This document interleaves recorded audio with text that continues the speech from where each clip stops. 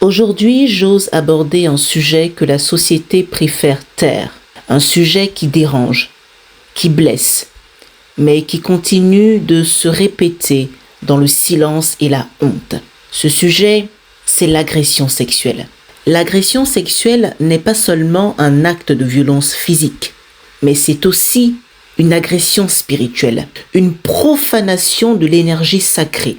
C'est une perversion de ce que la sexualité devrait être, c'est-à-dire un espace de création, d'amour et d'équilibre.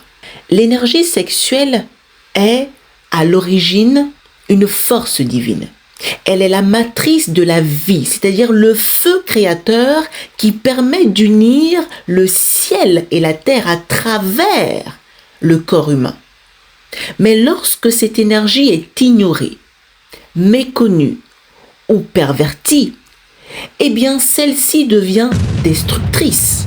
Celui qui pose un acte d'agression sexuelle ne cherche pas l'amour en réalité, mais il cherche plutôt le contrôle, la domination, l'appropriation d'une énergie qu'il ne sait pas cultiver lui-même. Il se déconnecte donc de sa propre source et au lieu de créer, eh bien, il détruit.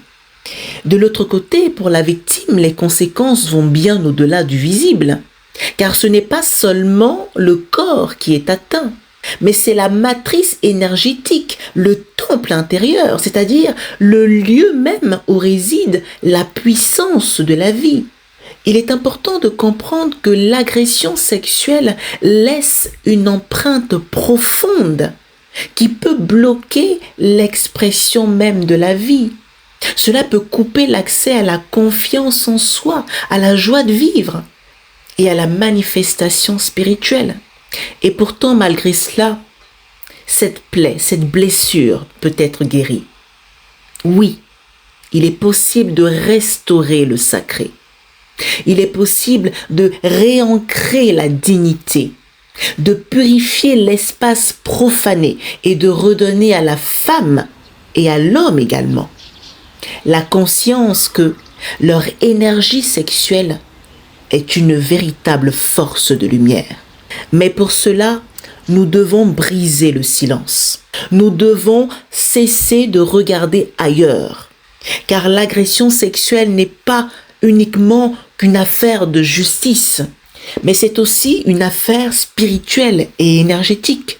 Et tant que nous n'éduquerons pas nos enfants, nos filles, comme nos garçons, à la puissance et à la sacralité de leur énergie sexuelle, tant que nous laisserons l'ignorance et la perversion dominer, eh bien nous continuerons à voir cette violence se répéter.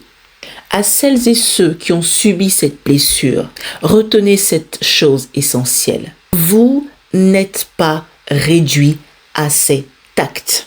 Votre vie ne se résume pas à cette blessure. Votre énergie peut être restaurée. Votre temple peut être purifié et vous pouvez renaître. À la société, je dis qu'il est temps de cesser de normaliser ou de banaliser cet acte. Il est plus que temps d'éduquer nos enfants. Et à chacun de vous ici qui écoutez cet audio, je vous demande de redonner à la sexualité sa véritable dimension, celle du sacré.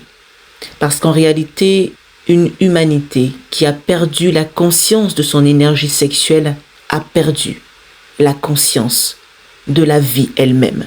Avec amour, conscience du service et gratitude. C'était Maître Christelle Poté pour l'Académie Asora.